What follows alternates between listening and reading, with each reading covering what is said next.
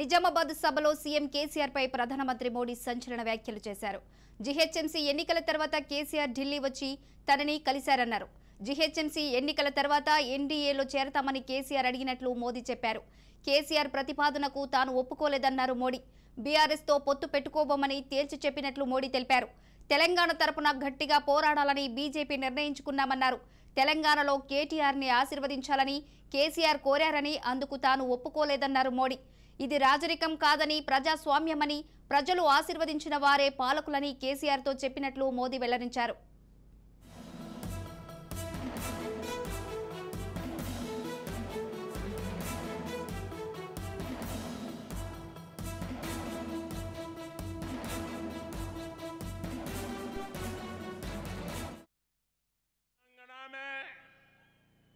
National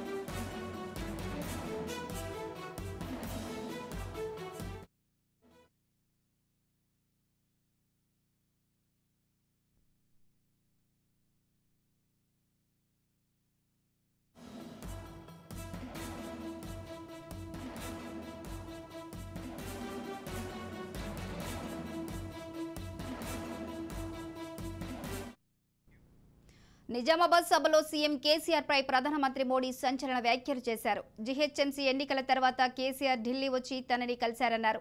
GHMC ఎన్నికల తర్వాత ఎన్డీఏలో చేరతామని కేసీఆర్ అడిగినట్లు మోదీ చెప్పారు. కేసీఆర్ ప్రతిపాదనకు తాను ఒప్పుకోలేదన్నారు మోడీ. బీఆర్ఎస్ తో పొత్తు పెట్టుకోబోమని తేల్చి చెప్పినట్లు మోడీ తెలిపారు. తెలంగాణ తరపున గట్టిగా పోరాడాలని బీజేపీ నిర్ణయించుకున్నామన్నారు. తెలంగాణలో కేటీఆర్ ను ఆశీర్వదించాలని కేసీఆర్ కోరారని అందుకు తాను ఒప్పుకోలేదన్నారు మోడీ. ఇది రాజరికం కాదని ప్రజాస్వామ్యమని ప్రజలు ఆశీర్వదించిన వారే పాలకులని కేసీఆర్ తో చెప్పినట్లు మోదీ వెల్లడించారు.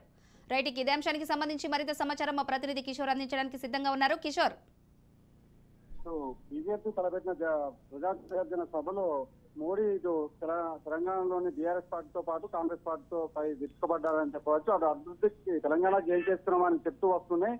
అలాగే తెలంగాణను ఏ విధంగా ఈ టీఆర్ఎస్ అలాగే కాంగ్రెస్ పార్టీని దోచుకుంటున్నాయనే దానిపై పూర్తిగా ప్రజలకు ఒక క్లారిటీకి ఇచ్చే ప్రయత్నం మాత్రం చేసినట్టు కూడా తెలుస్తుంది. ముఖ్యంగా కొన్ని సంచలనమైన వ్యాఖ్యలు చేశారనే చెప్పవచ్చు. జీహెచ్ఎంసీ ఎన్నికల అనంతరం అటు ఢిల్లీకి వచ్చిన సీఎం కేసీఆర్ తనను కొడుకును సీఎం కేటీఆర్ మంత్రి కేటీఆర్ ను సీఎం చేసేందుకు నేను సిద్ధంగా ఉన్నా, ఎన్డీఏలో చేర్చుకోవాలని కూడా నా దగ్గరికి వచ్చి అడిగాడు. కానీ నేను రాజకీయ పాలనకు కుటుంబ పాలనకు మేము వ్యతిరేకము, ప్రజలకు ప్రజలు ఎన్నుకోబడ్డ వ్యక్తిని సీఎం గా ఉంచాలని కూడా నేను సూచించడం జరిగింది. ఎన్డీఏలోకి అవినీతి పరులను చేర్చుకునే ప్రసక్తే లేదు అంటూ కూడా కీలకమైన వ్యాఖ్యలు చేసినట్టు కూడా తెలుస్తుంది. అయితే అంతేకాకుండా తెలంగాణలో జరుగుతున్న అవినీతి పాలన గురించి కూడా ప్రజలకు వివరించే ప్రయత్నం చేసినట్టు కూడా తెలుస్తుంది. తెలంగాణలో మరోసారి ఎన్నికలు దగ్గర జరుగుతున్న సమయంలో కాంగ్రెస్ పార్టీతో పాటు బీఆర్ఎస్ పార్టీ రెండు కూడా ప్రజలను మోసం చేసే ప్రయత్నం చేస్తుందంటూ కూడా ప్రజలకు వివరించాడు. తెలంగాణకు సంబంధించి అటు కేసీఆర్ అలాగే కొడుకు కూతురు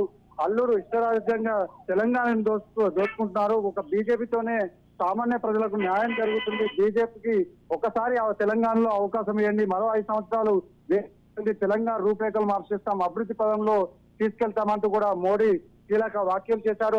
అంతేకాకుండా కర్ణాటక కాంగ్రెస్ గెలుపుకు తెలంగాణకు సంబంధించి బీఆర్ఎస్ పార్టీ ఫండింగ్ ఇచ్చింది, పరోక్షంగా గెలిపించే ప్రయత్నం చేసిందంటూ కూడా అటు సంచలనమైన వ్యాఖ్యలు కూడా మోడీ చేసినట్టు కూడా తెలుస్తుంది.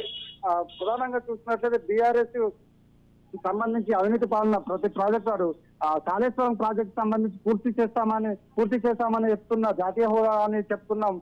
కేసీఆర్ ఇప్పటి వరకు కూడా డిపిఆర్ మాకు సమర్పించలేదు. డిపిఆర్ సమర్పించకపోవడం పట్ల పూర్తిగా అవినీతిమయం ఉంది, అవినీతిమయం వల్లే మాకు ఇంకా డిపిఆర్ సమర్పించలేదంటూ కూడా అటు కీలకమైన వ్యాఖ్యలు కూడా చేసినట్టు కూడా తెలుస్తుంది.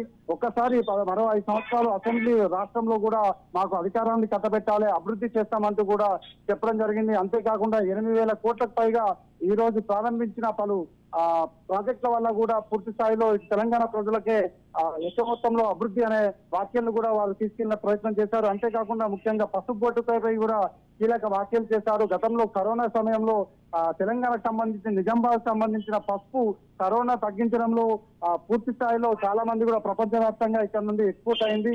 దీని నేపథ్యంలోనే పసుపు కేంద్రాన్ని, జాతీయ పసుపు బోర్డుని నిజామాబాద్ లో ఏర్పాటు చేస్తారని ప్రధాన కారణం కరోనా టైంలో ఈ పసుపు అనేది చాలా రకంగా ఇమ్యూనిటీ పరంగా ఉపయోగపడిందనే దాన్ని గుర్తు చేస్తూ రైతులకు ఒక కానుకగా ఇచ్చామంటూ కూడా మోడీ కీలకమైన వ్యాఖ్యలు చేశారు. మొత్తానికి మాత్రం అటు అభివృద్ధి కార్యక్రమాలకు సంబంధించి తెలంగాణకు సంబంధించిన ఎలాంటి అభివృద్ధి చేశాం, 8,000 కోట్లు ఇచ్చామనే దాన్ని చెబుతూనే మరోవైపు అటు బీఆర్ఎస్ తో పాటు కాంగ్రెస్ సంబంధించి తెర వెనుక రాజకీయాలు చేస్తున్నాయి, బీజేపీని రాష్ట్రంలో అధికారంలోకి రాకుండా ప్రయత్నం చేస్తున్నాయంటూ కూడా ఆ 2 పార్టీలు ఒకటే అంటే అనే వ్యాఖ్యల్ని కూడా కీలకమైన వ్యాఖ్యలు చేసినట్టు కూడా తెలుస్తుంది.